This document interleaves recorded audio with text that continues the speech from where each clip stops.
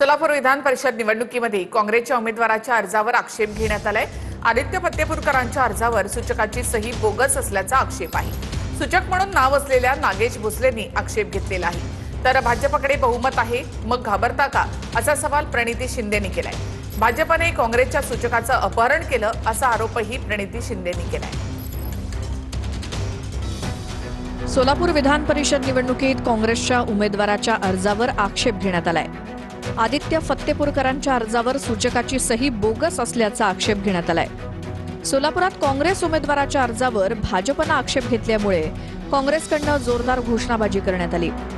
काँग्रेस उमेदवार आदित्य फत्तेपूरकर यांनी सूचक म्हणून माझी बोगस सही केल्याचा आक्षेप कथित सूचक नागेश भोसलेंनी स्वतः केलाय। त्यानंतर नागेश भोसले, भाजप आमदार सचिन कल्याण शेट्टी आणि उमेदवार राजेंद्र राऊतांसमोर काँग्रेसच्या पदाधिकाऱ्यांनी घोषणाबाजी केली। भाजपनं आमच्या सूचकावर पैसे आणि बळाचा वापर करून आक्षेप घ्यायला लावला।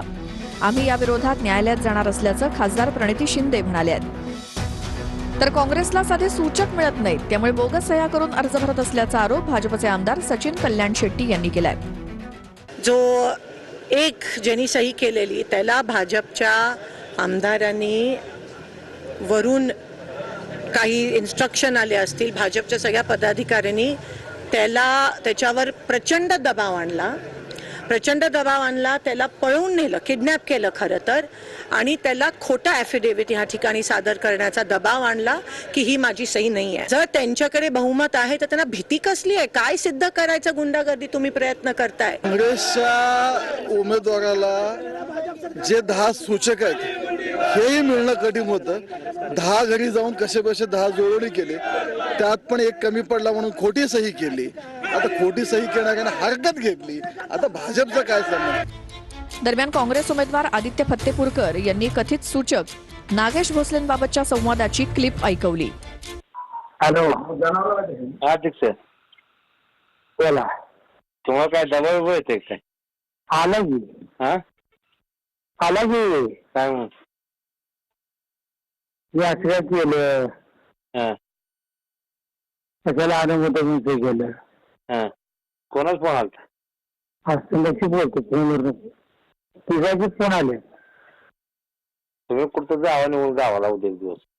मला काय म्हणायचं, मी मूळ काँग्रेस पक्षाचा नाहीच, मी आघाडीचा माणूस आहे, त्यामुळे माझ्यावर अधिकार कोणाचा चालत नाही। हे साहेब बोगस आहेत, ही 100% आहे। माझे सूचक जे होते नागेश भोसले यांचं ॲफिडेव्हिट आज त्यांनी सादर केलं आणि सांगितले की मी सही केली नाही, परंतु माझं असं म्हणणं आहे की दोन्ही सह्यांचं व्हेरिफिकेशन तज्ज्ञ लोकांकडून करण्यात यावं। वास्तविक पाहता अत्यंत दहशतीमध्ये ही प्रक्रिया सगळी चालू आहे। तर मी काँग्रेसचा कार्यकर्ता नाही, माझी बोगस सही करून सूचक म्हणून काँग्रेसनं अर्ज भरल्याचा आरोप नागेश भोसले यांनी केलाय। मी पैसे घेऊन सही केली असा आरोप काँग्रेसनं केला, मात्र मी पैसे घेत नाही तर अनेकांना पैसे पुरवतो असंही नागेश भोसले म्हणाले। तर प्रणिती शिंदेंनी छाननी पूर्ण होण्याआधीच जिल्हाधिकाऱ्यांना भेटून त्यांच्यावर दबाव आणलाय, त्यामुळे त्यांच्यावर गुन्हा दाखल करावा अशी मागणी भाजप आमदार देवेंद्र कोठे यांनी केली। त्यांचं मत त्यांनी मांडले। ऍक्च्युली मी कोणाला घाबरत नाही आणि मी पैसे कोणाचे घेत नाही, मी पैसे पुरवतो सगळ्या, मी पैसे घेत नाही कोणाचे। पण भाजपनं तुम्हाला किडनॅप केलं होतं का असा आरोप केला? हे नाही, काय नाही, किडनॅप नाही, काय नाही। निकाल यायच्या आधी जर लोकप्रतिनिधी जाऊन जर दबाव टाकायचा प्रयत्न करत असेल हे तर कायदेशीर चुकीचं बाब आहे।